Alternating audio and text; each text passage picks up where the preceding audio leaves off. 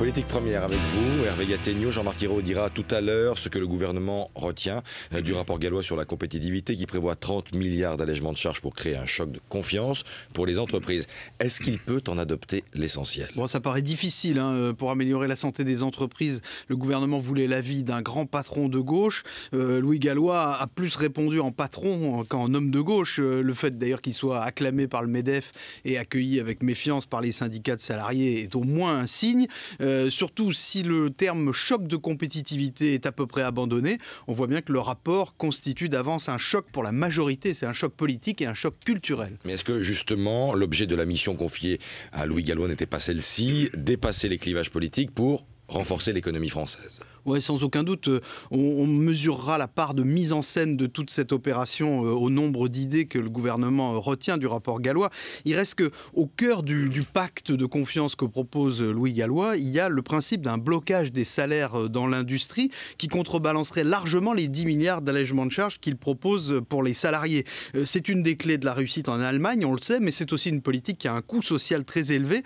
Quoi qu'on pense de cette idée, sauver l'industrie en gelant le salaire des ouvriers, on ne peut pas dire que ce soit l'épure d'un programme de gauche. Alors ce qui peut aussi faire grimacer dans la majorité, ce sont à la fois les hausses de TVA et de CSG. Oui, on voit bien que l'un des buts de la manœuvre, de toute évidence, c'est de faire assumer par Louis Gallois la nécessité d'une hausse de la TVA. Aussitôt élu, François Hollande avait fait abroger la TVA sociale que Nicolas Sarkozy avait fait adopter, lui, tardivement, mais en effet, pour affronter le problème de la compétitivité.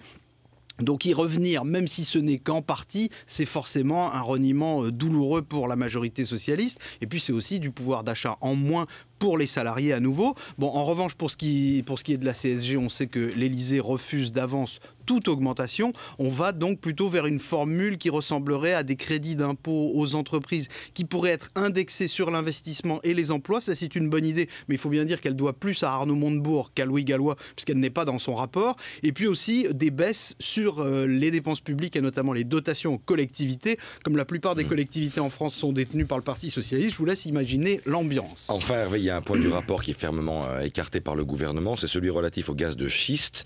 Est-ce que ça va suffire à rassurer les écologistes? Oui, alors c'est pas seulement les écologistes qui sont concernés. Vous savez que sur cette question, une large partie de la droite fait cause commune avec la majorité des socialistes et évidemment avec les Verts. Ce que demande Louis Gallois, ce n'est évidemment pas l'extraction des gaz envers et contre toute prudence écologique. Il demande des recherches accrues pour permettre un jour l'extraction des gaz de schiste dans des conditions acceptables. Beaucoup de socialistes, y compris au gouvernement, sont sur cette ligne. Mais pour l'instant, comme les Verts en font un casus belli, la question de la fracturation hydraulique débouche en quelque sorte sur une fracture politique. Pour trancher, il faudrait un choc de plus, mais alors celui-là, il nuirait forcément à la compétitivité de l'entreprise gouvernementale. C'était Hervé Gattegno, le showbiz.